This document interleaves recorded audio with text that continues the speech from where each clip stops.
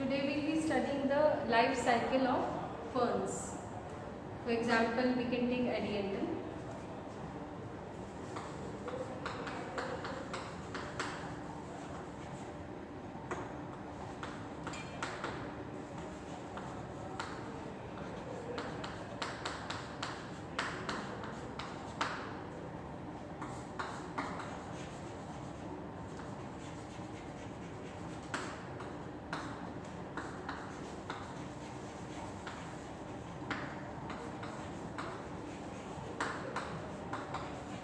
Adiantum is commonly known as maiden-haired fern and it is homosporous. So basically, it is the life cycle of a homosporous pteridophyte.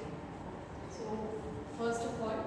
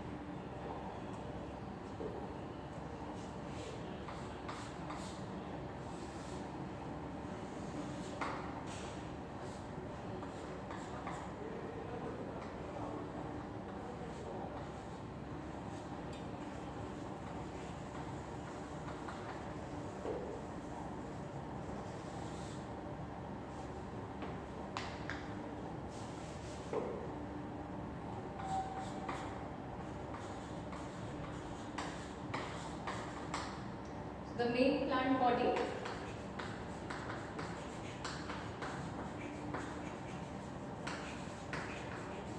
is sporophytic,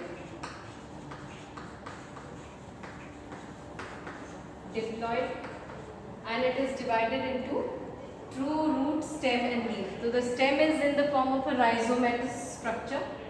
True roots are present, which are basically initially tap roots and later they form adventitious roots, and they are megaphyllous leaves, pinnately compound leaves.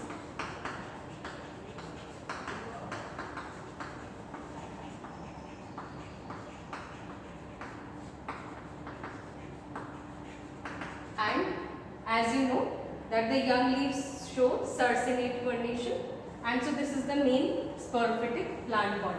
Now this main sporophytic plant body bearing the leaves, the pinnately compound leaves, each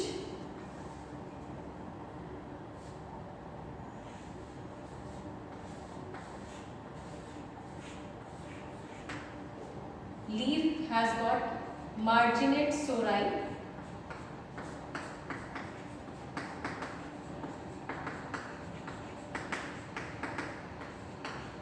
and you very well know that a sorus is a group of sporangia. So each sorus contains many sporangia. Now in Adiantum, the leaf-like structure, this leaf has got an infolding. The leaf is reflexed. Margins of the leaflets are reflex. This means that they are turned inwards to form a false indusium.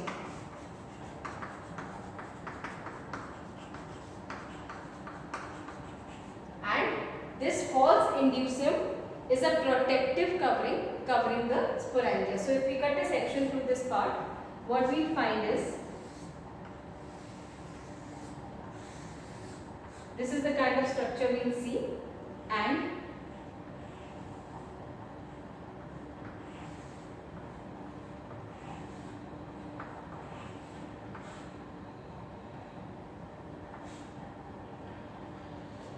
This is the falls inducing,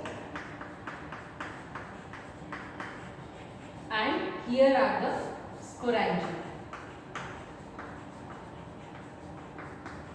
The placentum is present here, the placenta is here, and the sporangia are born covered by this protective inducium. The other thing which is important here is that the type of venation in these ferns is the open furcate type. What kind of venation do you find in the leaves? It will be dichotomously branched, ending like this at each portion. So this is known as the open furcate type of venation.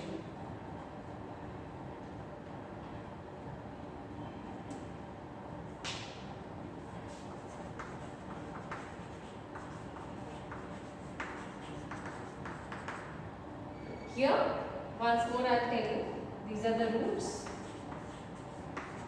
adventitious roots. This is the rhizomatous stem.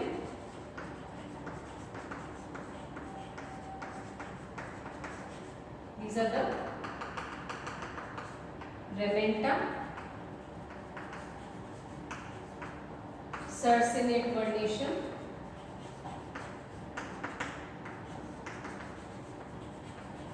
which is coiled like a watch spring, and the pinnately compound leaves. So this is the basic sporophytic structure bearing the sporangia. Sporangia are diploid. Now when we see an individual sporangium,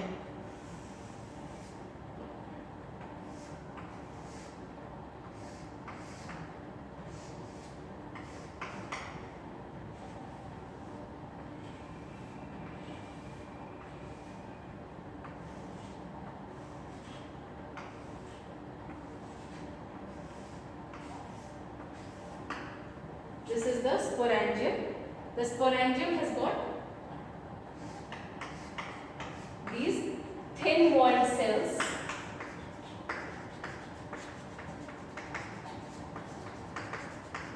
and these are known as stomial cells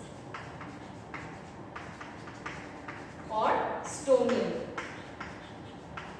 Stomium because when the time for, I'll just tell you, here inside spore mother cells are formed.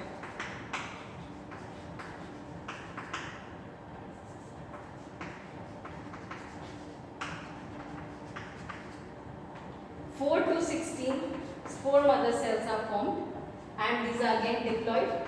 The outermost layer is known as the annulus. This is the stalk. And the annular cells are thin on the outward side and they are thick walled on the inner side. These are the thick walled portion of the annulus cells.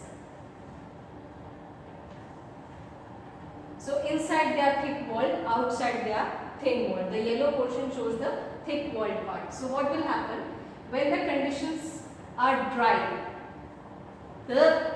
These cells will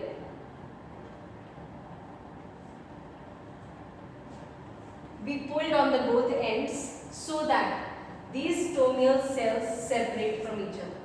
Once they separate from each other, a gap is created, and this gap releases the spore mother cells undergo meiosis or reduction division, forming 16 to 64 spores, which are haploid. Now these 16 to 64 cells will be released from the stomium during the dry conditions by absorbing some moisture. So this method is known as by which these annular cells, which are rigid from the inner side and thin walled from the outer side, they will stretch and release the spore mother spores. So once the spores release,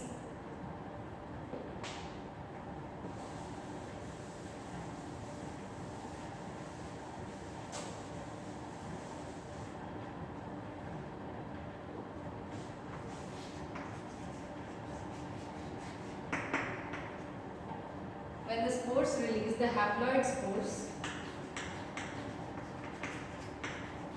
they will form the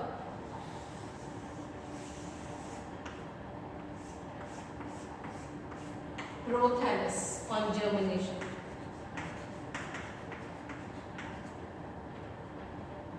Now, the prothallus is the gametophyte.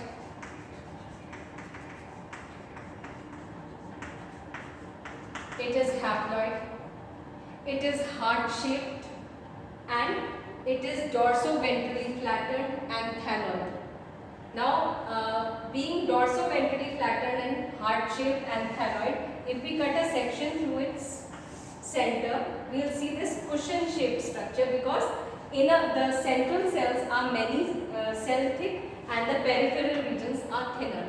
It bears rhizoids, and because this is a homosporic pteridophyte, both the Archegonia and Antheridia are formed on the same prothallus. That's why it is monoecious. Archegonia are produced near the apical notch,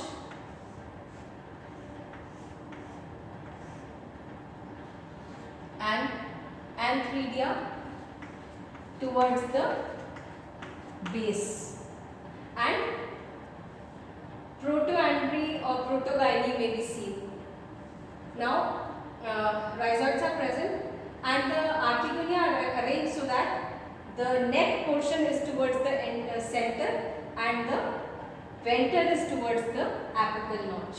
So this is the prothallus, which is a gametophytic plant body, and it is monoecious. Now we come to the Antheridia and Archegonia.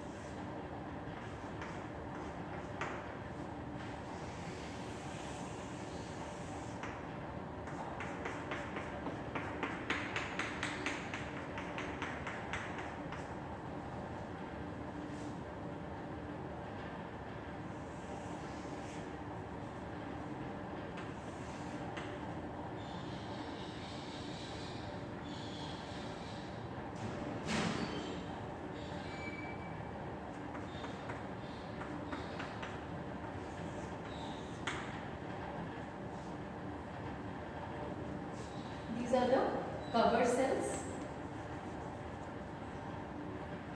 These are the neck cells. Then this is the venter canal cell.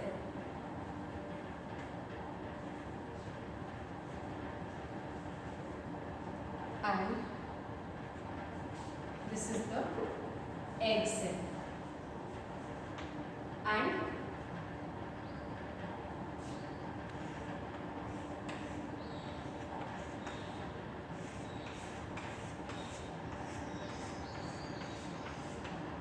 prothallus cells surround the Archegonia.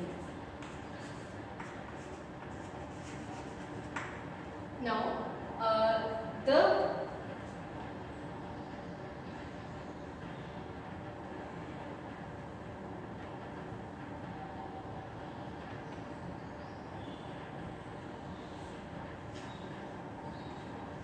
neck canal cell is single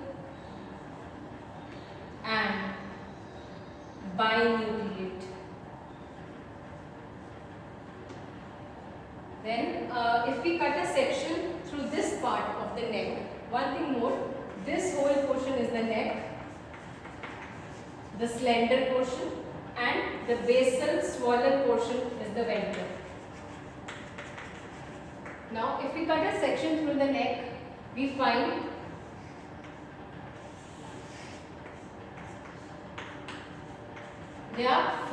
columns of neck cells. Okay, so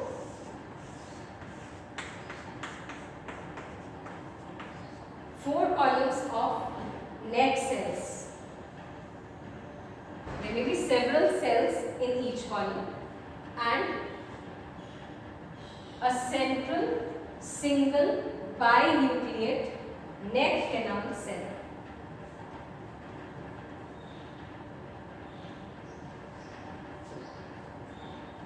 So what happens is during when they mature, when the archegonia and the antheridia mature, here there are several antherozoid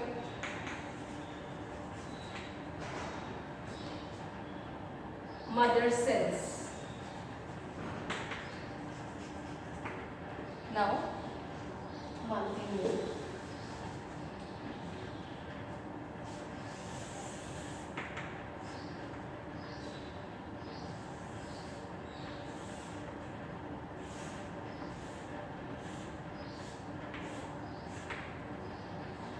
This is the first ring cell in the antheridium, the second ring cell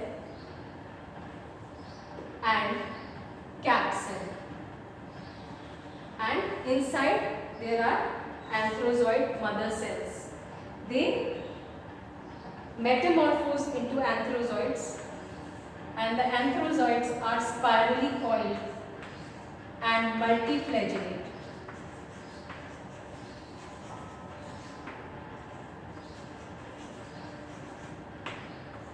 Multiflagellate antherozoids. So, when they are mature, this cap cell will be removed and the antherozoids will be released. Because they are motile, they will move through water droplets.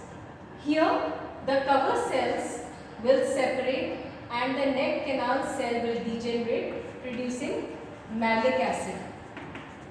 Malic acid will be released. This malic acid will provide a chemotactic response for the antherozoids, which will move inside.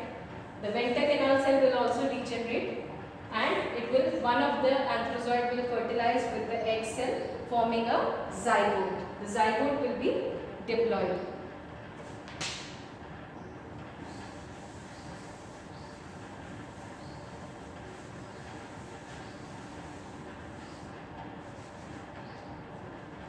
The zygote will be diploid.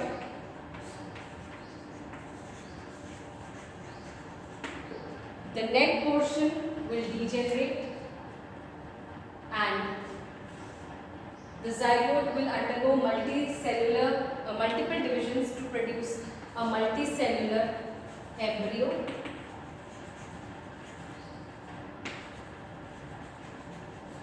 The first division will generally be longitudinal and then a multicellular embryo will be formed, which will be diploid. And this multicellular embryo will further form the mature sporophytic plant. So this is how the life cycle of a fern occurs. A fern is a homosporous pteridophyte. So there is no differentiation between a megasporangium and a microsporangium. A single type of sporangia are formed. These sporangia are protected. They are arranged in sori, protected by a false indusium, which is a reflexed part of the margin of the leaflet, and it has got these annular cells, the stomial cells, and by the process of 0 Kz, it dehisces, and on dehiscence it releases the spores, which are produced by meiosis. They become haploid, and the spores germinate to produce the prothallus. A prothallus is monoecious and thalloid and green, and it is independent of the sporophyte. Both are independent, the gametophyte and the sporophyte. And then it bears antheridia and archegonia. Archegonia are produced near the apical notch, antheridia towards the base of the prothallus, and then Once they produce the antherozoids and the egg cell, they fertilize to form the zygote. Zygote being the first cell of the sporophytic cycle, and then the zygote undergoes several divisions to form a multicellular embryo, and the embryo produces the new sporophytic plant. So this is how the life cycle occurs, and in the next class we will continue. Thank you.